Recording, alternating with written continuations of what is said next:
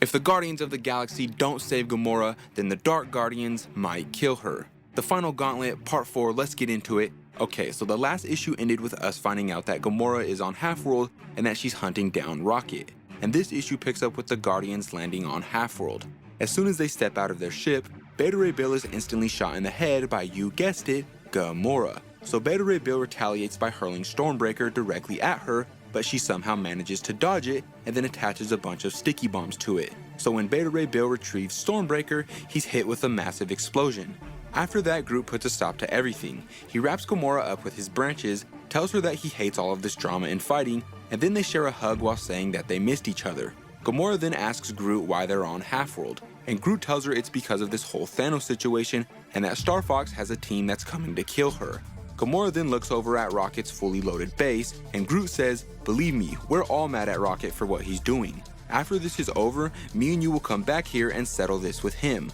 Gamora then boards their ship and runs into Star-Lord soon after, and Star-Lord puts her in handcuffs. Gamora then tries apologizing for what she did to him, but then suddenly everyone gets knocked over because something hits their ship. It turns out to be Nova, and he tells the crew that they have to warn Gamora about Star Fox's team.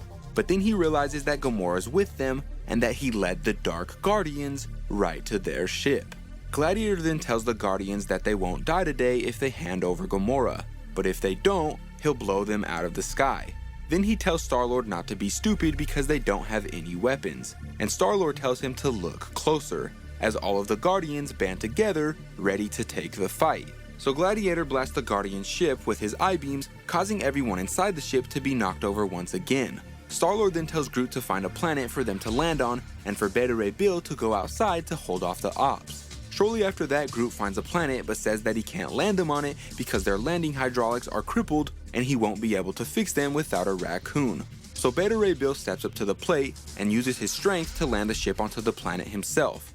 After that, it's all-out war between the Guardians and the Dark Guardians. Beta Ray Bill faces off against Gladiator, Star-Lord goes against G-Type, Moondragon takes on Cosmic Ghost Rider, Nova battles it out with Mnel, and those are just some of the fights that are going on the battlefield. As the fight continues, the Dark Guardians start taking the upper hand. Meanwhile, Gamora is watching everything from inside the ship, and she wants to help, but can't because she's still handcuffed. After that, we see Peter trying to help Vel, who is wounded on the battlefield.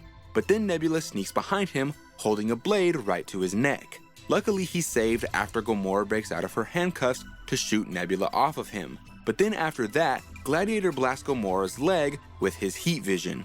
This gives Nebula a chance to land the kill shot on Gamora, but Star-Lord jumps in front of Gamora's body and saves her from Nebula's blast, but he's badly injured and on his way to death in the process. And sadly, that's when our issue comes to an end, so make sure you like and comment for part 5. And if you do, I love you.